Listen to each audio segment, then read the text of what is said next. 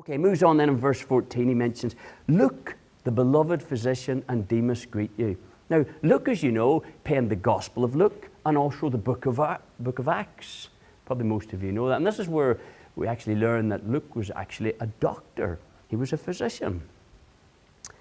And, maybe just on a side note here, it's interesting that,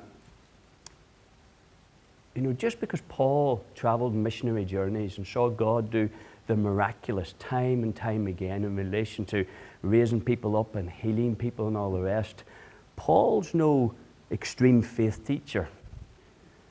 And he'd be shocked at some of the doctrine and teaching that's out there today.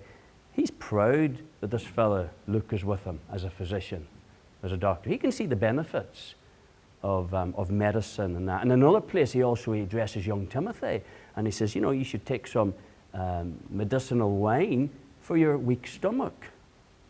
And the fact that he promotes Luke here, he draws your attention to the fact there's a fellow soldier, a fellow worker with me on the missionary journey, and he's a doctor. He's not shying away from that. And be careful when you hear people trying to say that you shouldn't be going to your doctor, you shouldn't be taking medicine. That's not correct. We need to first go to God in prayer, and God is ultimately our healer in all things. And God sometimes will heal you miraculously. Sometimes God will use the wisdom of people trained like Luke to administer what we need. But ultimately, it all comes from the Lord. Always remember that.